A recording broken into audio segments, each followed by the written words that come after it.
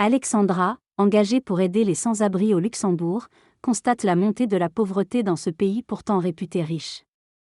Elle s'occupe notamment de Stéphane et Florence, deux Hongrois sans logement. Malgré les températures négatives, ces hommes vivent dans la rue, se réjouissant de la soupe populaire et des aides sociales disponibles. L'association d'Alexandra, Stimmen der Struss, organise des repas pour les nécessiteux, dont le nombre ne cesse d'augmenter en raison de la crise des réfugiés. José, un Portugais en difficulté, témoigne du déclin de l'emploi dans le secteur de la construction au Luxembourg, le laissant sans ressources.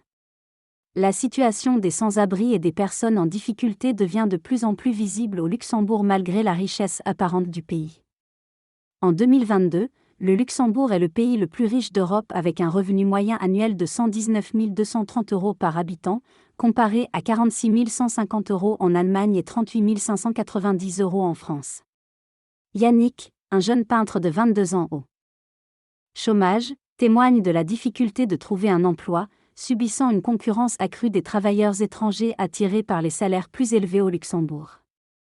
Les Luxembourgeois se sentent laissés pour compte, tandis que les programmes sociaux ne sont accessibles qu'aux personnes âgées de plus de 25 ans. Yannick, comme d'autres, se bat pour trouver du travail et dépend de la soupe populaire pour se nourrir.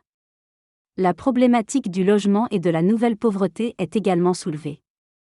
C'est 19,4% de la population luxembourgeoise menacée par la pauvreté en 2022.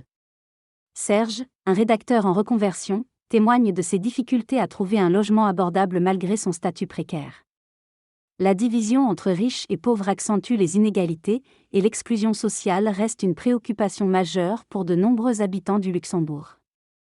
Un homme, Serge, se retrouve sans cuisine dans un appartement de 20 mètres carrés pour 770 € par mois, et cuisine chez son ex-femme. Il exprime sa frustration envers le gouvernement pour le manque de logements abordables malgré les promesses de construction. Des experts dénoncent la spéculation immobilière et la concentration de la propriété foncière comme cause de la crise du logement au Luxembourg. Seuls 2% des logements sont sociaux, bien en dessous des standards européens. Un autre homme, Patrick, a pu sortir de la rue grâce à un logement social, après un passé de toxicomanie.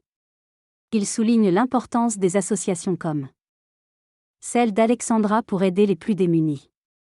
Des initiatives solidaires existent, telles qu'une chaîne de supermarchés qui donne les invendus alimentaires à des associations. Un retraité, Michel, s'engage bénévolement dans cette distribution alimentaire pour lutter contre le gaspillage et aider ceux dans le besoin. Lors de sa retraite, la personne s'engage à aider ceux dans le besoin en s'impliquant dans des associations qui récupèrent des denrées alimentaires pour les redistribuer. Le projet est financé par des subventions publiques et des sponsors privés. Des bénévoles, y compris des anciens chômeurs et réfugiés, sont formés pour travailler dans la restauration. La lutte contre la pauvreté est un combat important, notamment face à la crise du logement et l'écart entre riches et pauvres. La narratrice souligne l'importance de l'engagement car même avec un nombre conséquent de bénévoles, il en faut toujours plus. La ministre des Affaires sociales reconnaît les défis et souligne la nécessité d'initiatives pour réguler l'économie. Malgré les difficultés, l'engagement reste primordial pour aider ceux dans le besoin.